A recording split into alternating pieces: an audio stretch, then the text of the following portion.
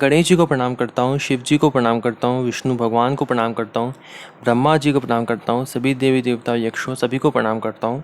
प्रहलाद नारद पराशर पुंडरीक व्यासाम्बरीश शुक शौनक भीष्म दाल्यभ्यान रुक्मांग अर्जुन विभीषण आदीन पुण्यानि मान परम भागवतान स्मरामि। शुरू करते हैं नवा अध्याय, श्री कृष्ण का उगल से बांधा जाना।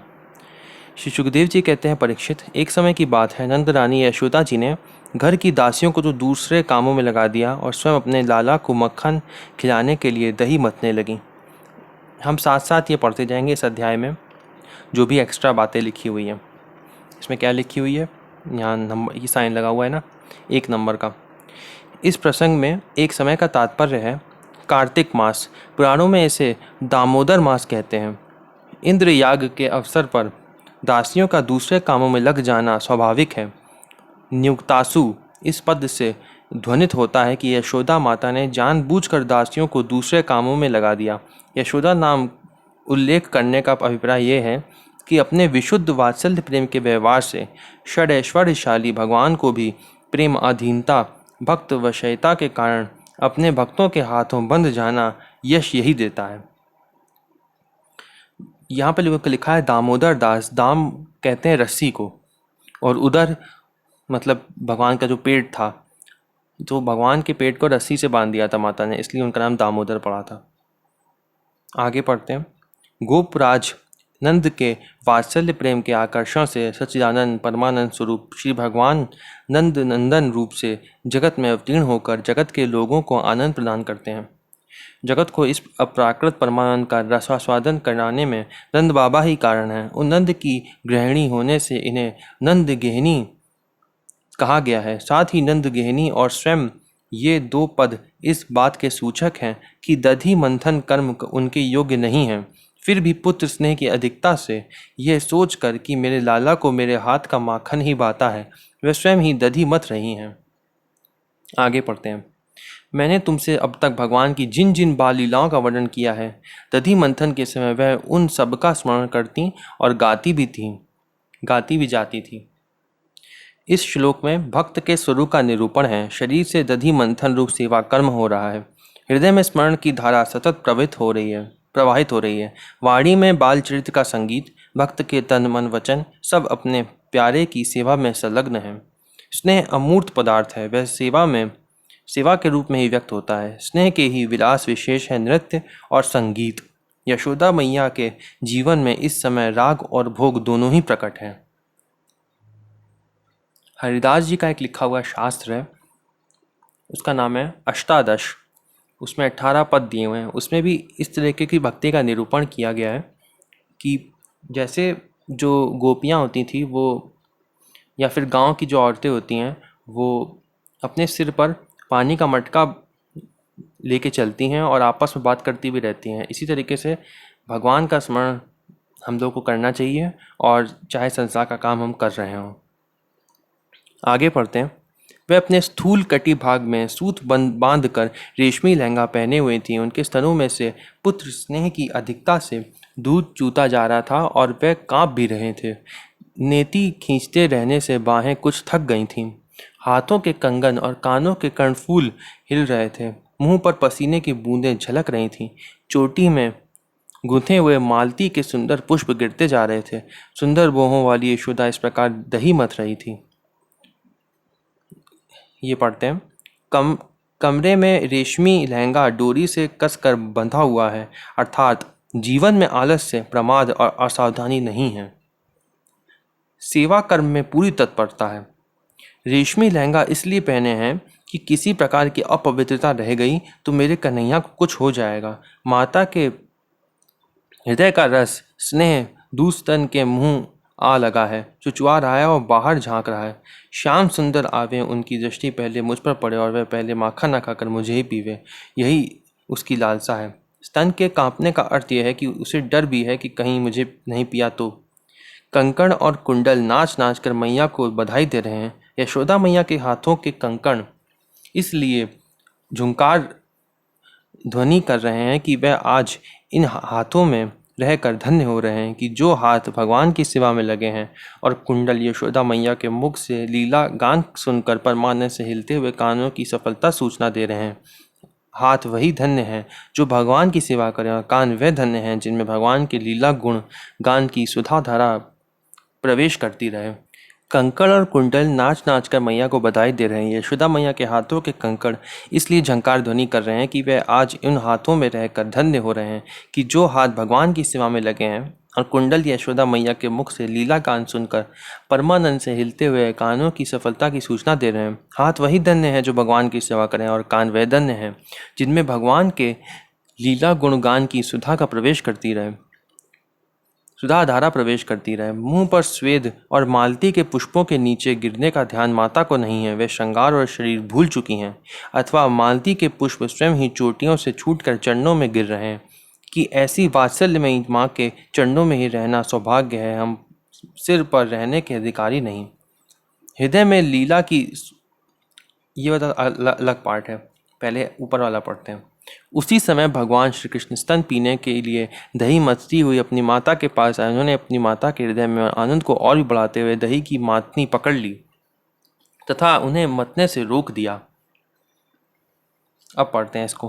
हृदय में लीला की सुख स्मृति, हाथों में दधि मंथन और मुख से लीला गान, इस प्रकार मन तन वचन तीनों का श्री कृष्ण के साथ एक तान संयोग होते ही श्री कृष्ण जग कर माँ माँ पुकारने लगे। अब तक भगवान श्री कृष्ण सोए हुए से थे। माँ की स्नेह साधना से उन्हें जगा दिया। माँ की स्नेह साधना ने उन्हें जगा दिया। वे निर्गुण से सगुण हुए, अचल से चल हुए, निष्काम से सकाम हुए। स्नेह के भूखे प्यासे माँ के पास आए। क्या ही सुंदर नाम है स्तन्य काम। मंथन करते समय आए, बैठी थाली के पास नहीं। सर्वत्र भगवान साधना की प्रेरणा देते हैं, अपनी ओर आकृष्ट करते हैं, परंतु मथानी पकड़कर मैया को रोक लिया। माँ, अब तेरी साधना पूर्ण हो गई। पिष्ट पेषण करने से क्या लाभ? अब मैं तेरी साधना का इससे अधिक बार नहीं सह सकता। माँ प्रेम से दब गई, निहाल हो गई। मेरा लाला मुझे इतना चाहता है। श्री कृष्ण माता यशोदा की गोद में चढ़ गए। वात्सल्य स्नेह की अधिकता से उनके स्तनों से दूध तो स्वयं झर ही रहा था। वे उन्हें पिलाने लगी और मंद मंद मुस्कान से युक्त उनका मुख देखने लगी। इतने में ही दूसरी ओर अंगीठी पर रखे हुए दूध में उफान आया। उसे देखकर यशोदा जी उन्हें अतृप्त ही छोड़कर जल्दी से दूध उतारने के लिए चली गई। मैया मना करती रही, नेक सा माखन तो निकाल लेने दे। मैं तो दूध पीऊँगा।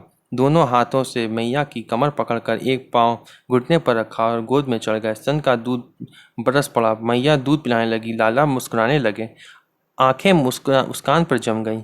ईशति पद का यह अभिप्राय है कि जब लाला मुंह उठाकर देखेगा और मेरी आंखें उस पर लगी मिलेंगी, तब उसे बड़ा सुख होगा। सामने पद्मगंधा गाय का दूध गर्म हो रहा था। उसने सोचा, स्नेहमयी माँ यशोदा का दूध कभी कम ना होगा। श्याम सुंदर की प्यास कभी बुझेगी नहीं। उनमें परस्पर होड़ लगी है। मैं बेचारा युग युग का, जन्म जन्म का श्याम सुंदर के होठों का स्पर्श करने के लिए व्याकुल तप तप कर मर रहा हूँ। अब इस जीवन से क्या लाभ जो श्री कृष्ण के काम ना आवे। इससे अच्छा है उनकी आंखों के सामने आग में कूद पड़ना। माँ के नेत्र पहुँच गए। दर्यार्द माँ को श्री कृष्ण का भी ध्यान ना रहा। उन्हें एक ओर डालकर दौड़ पड़ी। भक्त भगवान को एक ओर रखकर भी दुखियों की रक्षा करते हैं। भगवान अतृप्त ही रह गए।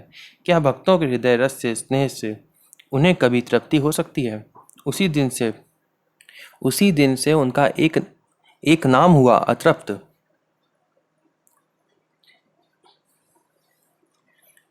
इससे श्री कृष्ण को कुछ क्रोध आ गया। उनके लाल लाल होठ फड़कने लगे। उन्हें दांतों से दबाकर श्री कृष्ण के पास ही पड़े हुए लोड़े से दही का मटका फोड़ फाड़ डाला। बनावटी आंसू आंखों में भर लिए और दूसरे घर में जाकर अकेले में बासी माखन खाने लगे। श्री कृष्ण के होठ फड़क के क्रोध होठों का स्पर्श पाकर कृतार्थ हो गया। लाल लाल होठ श्वेत श्वेत दूध की दंतुलियों से दबा दिए गए। मानव सत्व गुण रजोगुण पर शासन कर रहा हो, ब्राह्मण क्षत्रिय को शिक्षा दे रहा हो। वह क्रोध उतरा दधि मंथन के मटके पर। उसमें एक असुर आ बैठा था। दंभ ने कहा, काम क्रोध और अतृप्ति के बाद मेरी बारी है। वह आंसू बनकर आंखों में छलक आया। श्री कृष्ण अपने भक्तजनों के प्रति अपनी ममता की धारा उड़ेलने के लिए क्या क्या भाव नहीं अपनाते। ये काम क्रोध लोभ और दंभ भी आज ब्रह्म संस्पर्श प्राप्त करके धन्य हो गए। श्री कृष्ण घर में घुसकर बासी मक्खन गटकने लगे, मानो माँ को दिखा रहे हों कि मैं कितना भूखा हूँ। प्रेमी भक्तों के पुरुषार्थ भगवान नहीं है, भगवान की सेवा है। भक्तों का पुरुषार्थ यह है कि भगवान की सेवा हो। ये भगवान की सेवा के लिए भगवान का भी त्याग कर सकते हैं। मैया के अपने हाथों दूहा हुआ ये पद्मगंधा गायों का दूध श्री कृष्ण के लिए ही गर्म हो रहा था। थोड़ी देर के बाद ही उनको पिलाना था। दूध उफन जाएगा तो मेरे लाला भूखे रहेंगे, रोएंगे, इसलिए माता ने उन्हें नीचे उतारकर दूध को संभाला। यशोदा जी ओटे हुए दूध को उतार कर यशोदा माता दूध के पास पहुंची। प्रेम का अद्भुत दृश्य। पुत्र को गोद से उतारकर उसके पेट के प्रति इतनी प्रीति क्यों? अपनी छाती का दूध तो अपना है, वह कहीं जाता नहीं, परंतु यह सहस्रों छटी हुई गायों के दूध से पालित पद्मगंधा गाय का दूध फिर कहाँ मिलेगा? वृंदावन का दूध, अप्राकृत चिन्मय प्रेम जगत का दूध माँ को आते देखकर शर्म से दब गया। आहा, आग में कूदने का संकल्प करके मैंने माँ के स्नेहानंद में कितना बड़ा विघ्न कर डाला, और माँ अपना आनंद छोड़कर मेरी रक्षा के लिए दौड़ी आ रही है। मुझे धिक्कार है। दूध का उफनना बंद हो गया और वह तत्काल अपने स्थान पर बैठ गया।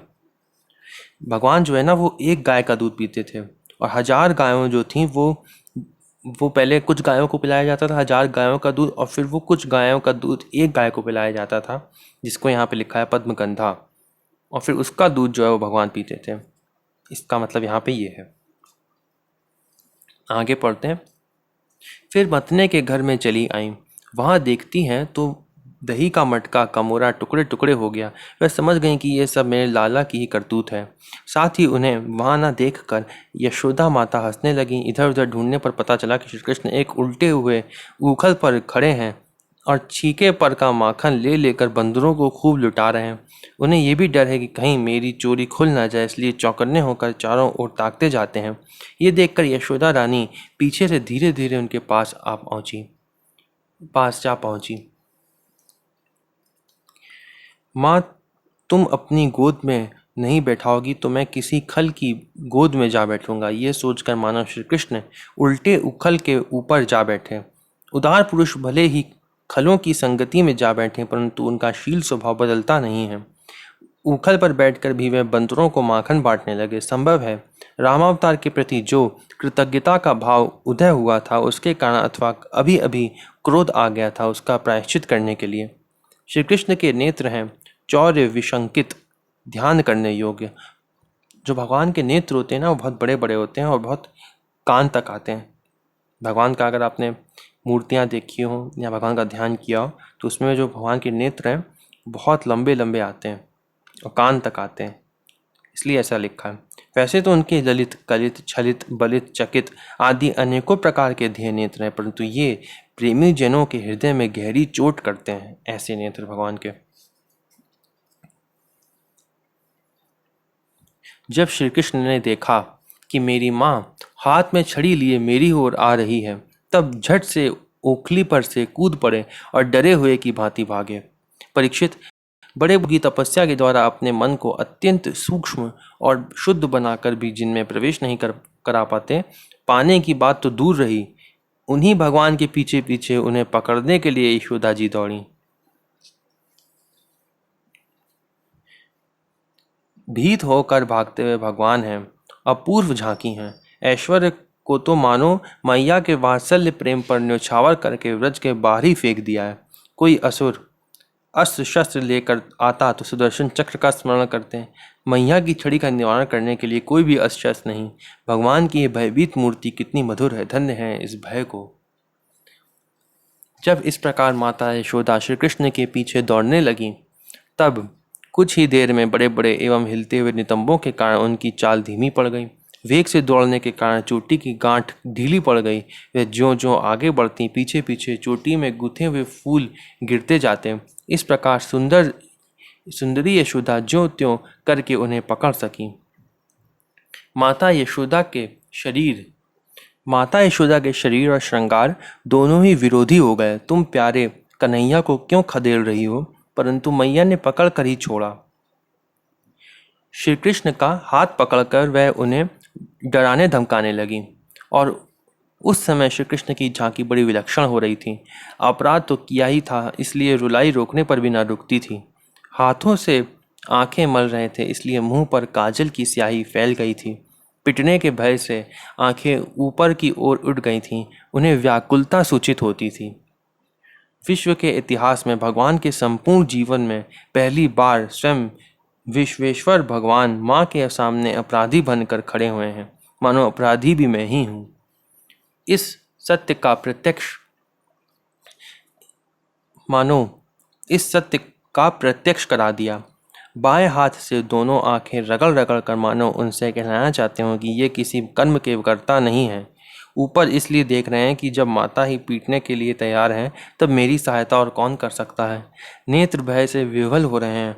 ये भले ही कह दें कि मैंने नहीं किया, तब कैसे कहें, फिर तो लीला ही बंद हो जाएगी। मानो डांटा, अरे अशांत प्रकृति, वानर बंधो, मंथनी स्फोटक, अब तुझे माखन कहाँ से मिलेगा। आज मैं तुझे ऐसा बांधूंगी कि ना तो तू ग्वाल बालों के साथ खेल ही सकेगा, ना माखन चोरी आदि उधम ही मचा सकेगा। जब ये सुखा कि लल्ला बहुत डर गया है, तब उनके हृदय में वात्सल्य स्नेह उमड़ आया। उन्होंने छड़ी फेंक दी। इसके बाद सोचा कि इसको एक बार रस्सी से बांध देना चाहिए, नहीं तो ये कहीं भाग जाएगा। पर परीक्षित, सच पूछो तो यशोदा मैया को अपने बालक के ऐश्वर्य का पता ना था। अरे मैया, मोही मत मार, माता ने कहा। यदि तुझे पिटने का इतना डर था तो मटका क्यों फोड़ा। श्री कृष्ण, अरे मैया, मैं अब ऐसा कभी नहीं करूँगा। तू अपने हाथ से छड़ी डाल दे। श्री कृष्ण का भोलापन देखकर मैया हृदय भर आया। वात्सल्य स्नेह के समुद्र में ज्वार आ गया। वह सोचने लगी, लाला अत्यंत डर गया है, कहीं छोड़ने पर यह भाग कर वन में चला गया तो कहाँ कहाँ भटकता फिरेगा, भूखा प्यासा रहेगा, इसलिए थोड़ी देर तक बांध कर रख लूँ। दूध माखन तैयार होने पर मना लूँगी। यही सोच विचार कर माता ने बांधने का निश्चय किया। बांधने में वात्सल्य ही हेतु था, वात्सल्य रस। भगवान के ऐश्वर्य का अज्ञान दो प्रकार का होता है। एक तो साधारण प्राकृत जीवों का और दूसरा भगवान के नित्य सिद्ध प्रेमी परिकरों का। दो तरीके का होता है लिखा इसमें भगवान का ऐश्वर्य अज्ञान। पहला है नॉर्मल जीवों का और दूसरा है नित्य सिद्ध, जो सिद्ध भक्त है भगवान के, उनका सिद्ध प्रेमी परिकर का। यशोदा मैया आदि भगवान की स्वरूप भूता चिन्मयी लीला के अप्राकृत नित्य सिद्ध परिकर हैं। यशोदा मैया जो है वो सिद्ध संत हैं। भगवान के प्रति वात्सल्य भाव, शिशु प्रेम की गाढ़ता के कारण ही उनका ऐश्वर्य ज्ञान अभिभूत हो जाता है, अन्यथा उनमें अज्ञान की संभावना ही नहीं है। इनकी स्थिति तुरीयावस्था अथवा समाधि का भी अतिक्रमण करके सहज प्रेम में रहती हैं। मतलब जो प्रेमानंद है वो समाधि और तुरीयावस्था इन सबसे ऊपर है, इससे भी ऊपर की वो स्टैंडर्ड है उसका, इससे भी ऊपर का स्टैंडर्ड है, अवस्था इससे भी ऊपर है उसकी। वहाँ प्राकृत अज्ञान, मोह, रजोगुण, तमोगुण तो बात ही क्या, प्राकृत सत्व की भी गति नहीं है, माया की कोई सत्ता नहीं है वहाँ पे, और ब्रह्मानंद की भी सत्ता नहीं है। इसलिए इनका अज्ञान भी भगवान की लीला की सिद्धि के लिए उनकी लीला शक्ति का ही एक चमत्कार विशेष है। ऐसा इस तरीके का ज्ञान है यहाँ पे, वो वाला ज्ञान नहीं है माया वाला। आगे पढ़ते हैं। तभी तक हृदय में जलता रहती है जब तक चेतना का स्फुरन नहीं होता। श्री कृष्ण के हाथ में आ जाने पर यशोदा माता ने बांस की छड़ी फेंक दी। ये सर्वथा स्वाभाविक ही है। मेरी तृप्ति का प्रयत्न छोड़कर छोटी मोटी वस्तु पर दृष्टि डालना केवल अर्थ हानि का ही हेतु नहीं है, मुझे भी आंखों से ओझल कर देता है, परंतु सब कुछ छोड़कर मेरे पीछे दौड़ना मेरी प्राप्ति का हेतु है। क्या मैया चरित्र से इस बात की शिक्षा नहीं मिलती? सब कुछ छोड़कर भगवान के पास जाना होता है, ऐसी इससे संकेत मिलता है। मैया जो है वो सब कुछ छोड़कर भगवान के पीछे दौड़ी। मुझे योगियों की भी बुद्धि नहीं पकड़ सकती, परंतु जो सब ओर से मुंह मोड़ कर मेरी ओर दौड़ता है, मैं उसकी मुट्ठी में आ जाता हूँ। यही सोचकर भगवान यशोदा के हाथों पकड़े गए। जिसमें ना बाहर है ना भीतर, ना आदि है और ना अंत, जो जगत के पहले भी थे, बाद में भी रहेंगे, इस जगत के भीतर तो हैं ही, बाहरी रूप में भी हैं, और तो क्या जगत के रूप में भी स्वयं वही हैं। इस श्लोक में श्री कृष्ण की ब्रह्म रूपता बताई गई है, जो भी हमने ऊपर पढ़ा। उपनिषदों में जैसे ब्रह्म का वर्णन है, अपूर्वम अनुपरम अनंतरम अबाह्यम इत्यादि, वही बात यहाँ श्री कृष्ण के संबंध में है। वह सर्वाधिष्ठान, सर्वसाक्षी, सर्वाति, सर्वांतर्यामी, सर्व उपादान एवं सर्वरूप ब्रह्म ही यशोदा माता के प्रेम के वश बंधने जा रहे हैं। बंधन रूप होने के कारण उसमें किसी प्रकार की असंगति या अनौचित्य भी नहीं है। आगे पढ़ते हैं, यही नहीं जो समस्त इंद्रियों से परे हैं और अव्यक्त हैं, उन्हीं भगवान को मनुष्य का स्वरूप धारण करने के कारण पुत्र समझकर यशोदा रानी रस्सी से उखल में ठीक वैसे ही बांध देती हैं जैसे कोई साधारण सा बालक हो। ये फिर कभी उखल जाकर ना बैठें, इसके लिए उखल से बांधना ही उचित है, क्योंकि खल का अधिक संग होने पर उससे मन में उद्वेग हो जाता है। यह उखल भी चोर ही है, क्योंकि इसने कन्हैया के चोरी करने में सहायता की है। दोनों को बंधन योग देखकर ही यशोदा माता ने दोनों को बांधने का उद्योग किया। जब माता यशोदा अपने उद्यमी और नटखट लड़के को रस्सी से बांधने लगी, तब वह 2 अंगुल छोटी पड़ गई। तब उन्होंने दूसरी रस्सी लाकर उसमें जोड़ी। यशोदा माता ज्यों ज्यों अपने स्नेह, ममता आदि गुणों, सद्गुणों या रस्सियों से श्री कृष्ण का पेट भरने लगीं, त्यों त्यों अपनी नित्य मुक्ता, स्वतंत्रता आदि सद्गुणों से भगवान अपने स्वरूप को प्रकट करने लगे। जब वह भी छोटी हो गई, तब उसके साथ और जोड़ी। वो एक बार पहले रस्सी लाई, 2 अंगुल छोटी हुई, फिर दूसरी बार लाई, वो भी छोटी हो गई, और फिर वो ऐसे जोड़ती गई। ये लिखा है। संस्कृत साहित्य में गुण शब्द के अनेक अर्थ हैं। सद्गुण, सत्व आदि गुण और रस्सी, सत रज आदि गुण भी अखिल ब्रह्मांड नायक त्रिलोकीनाथ भगवान का स्पर्श नहीं कर सकते। फिर ये छोटा सा गुण 2 बित्ते रस्सी की उन्हें कैसे बांध सकता है? यही कारण है कि यशोदा माता की रस्सी पूरी नहीं पड़ती थी। संसार के विषय इंद्रियों को ही बांधने में समर्थ हैं। ये हृदय में स्थित अंतर्यामी और साक्षी को नहीं बांध सकते। तब गोबंधक इंद्रियों या गायों को बांधने वाली, गो का मतलब वैसे इंद्रियां भी होता है और गाय भी होता है, इसलिए यहाँ पे लिखा है इंद्रियों या गायों को बांधने वाली रस्सी गोपति इंद्रियों या गायों के स्वामी को कैसे बांध सकती है? वेदांत के सिद्धांत अनुसार अध्यस्त में ही बंधन होता है, अधिष्ठान में नहीं होता है। अधिष्ठान मतलब जो शासक जो होते हैं उनको कहते हैं अधिष्ठान, जिसके हिसाब से सब चलता है, तो वो भगवान है, तो वो बंधन का कारण नहीं हो सकते। भगवान श्री कृष्ण का उदर अनंत कोटि ब्रह्मांडों का अधिष्ठान है, उसमें भला बंधन कैसे हो सकता है? भगवान जिसको अपनी कृपा प्रसाद पूर्ण दृष्टि से देख लेते हैं, वही सर्वदा के लिए बंधन से मुक्त हो जाता है। यशोदा माता अपने हाथ में जो रस्सी उठाती, उसी पर श्री कृष्ण की दृष्टि पड़ जाती, वह स्वयं मुक्त हो जाती, फिर उसमें गांठ कैसे लगती? कोई साधक यदि अपने गुणों के द्वारा भगवान को रिझाना चाहे तो नहीं रिझा सकता। मानो यही सूचित करने के लिए कोई भी गुण रस्सी भगवान की उदर को पूर्ण करने में समर्थ नहीं हुआ। इस प्रकार वह ज्यों ज्यों रस्सी लेती और जोड़ती गईं, त्यों त्यों जुड़ने पर भी वह सब 2-2 अंगुल छोटी पड़ती गई। रस्सी 2 अंगुल ही कम क्यों हुई, इस पर कहते हैं, भगवान ने सोचा कि जब मैं शुद्ध हृदय भक्तजनों को दर्शन देखता हूँ, तब मेरे साथ एकमात्र सत्व गुण से ही संबंध की स्फूर्ति होती है, रज और तम से नहीं। इसलिए उन्होंने रस्सी को 2 अंगुल कम करके अपना भाव प्रकट किया। उन्होंने विचार किया कि जहाँ नाम और रूप होते हैं वहीं बंधन भी होता है। मुझ परमात्मा में बंधन की कल्पना कैसे, जबकि ये दोनों ही नहीं।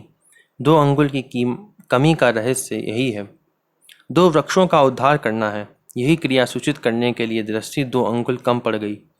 भगवत कृपा से द्वैत अनुरागी भी मुक्त हो जाता है। ये जो लिखा है ना, 2 वृक्षों का उद्धार करना है, ये भी आगे हम लोग पढ़ लेंगे इसका क्या कारण है। भगवत कृपा से द्वैत अनुरागी भी मुक्त हो जाता है और असंग भी प्रेम से बंध जाता है। यही दोनों भाव सूचित करने के लिए रस्सी 2 अंगुल कम हो गई। यहाँ जो लिखा हुआ है द्वैत अनुरागी, द्वैत का मतलब होता है माया। उसमें चीज़ें अलग अलग दिखती हैं, हर जगह भगवान नहीं दिखते हैं, तो इसलिए उसको द्वैत कहा गया। तो माया भी मुक्त हो जाती है भगवत कृपा से।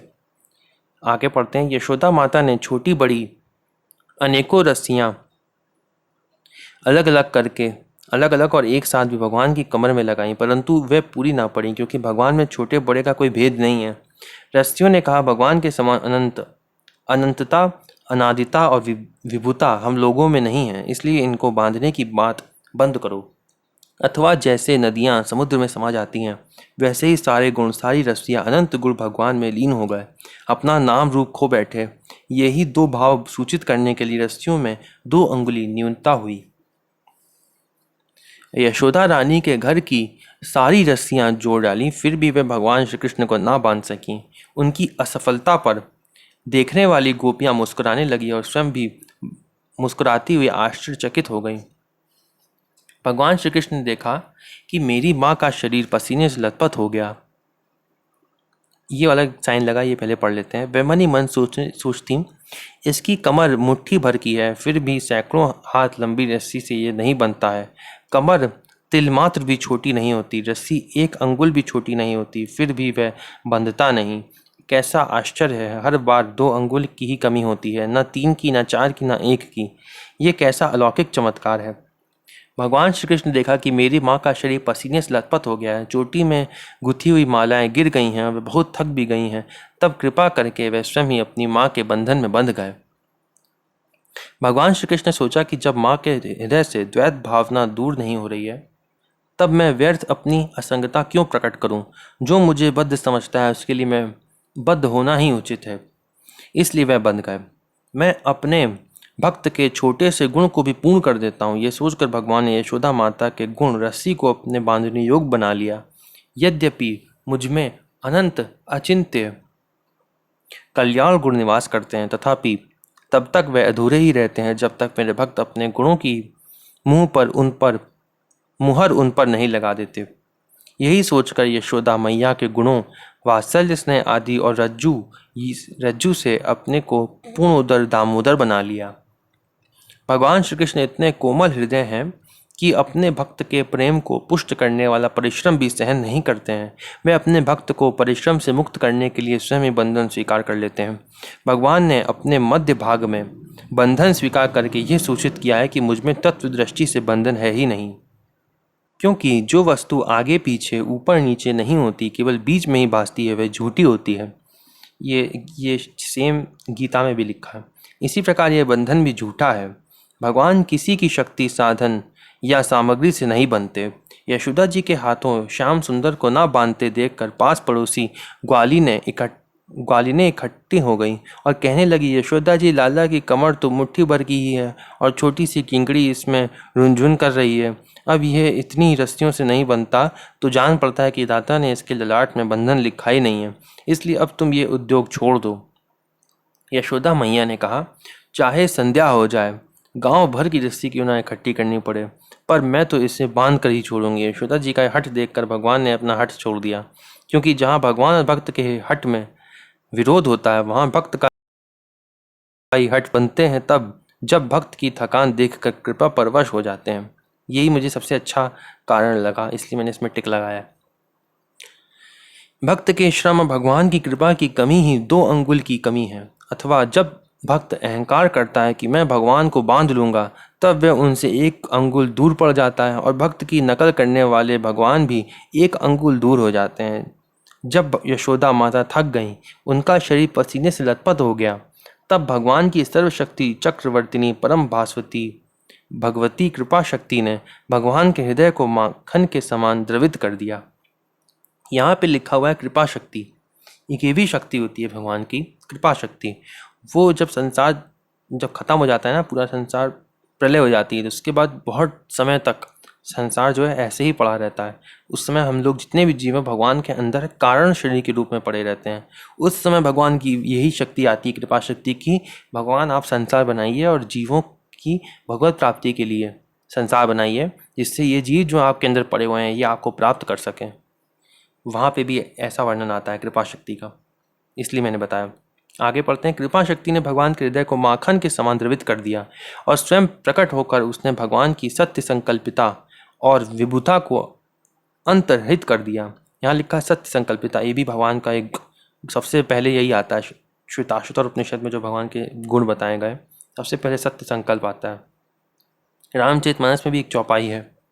विभीषण जी कहते हैं राम सत्य संकल्प सभाकार, ऐसे करके है एक चौपाई। मैं अब राम जी की शरण में जा रहा हूँ। विभीषण जी कहते हैं राम सत्य संकल्प है।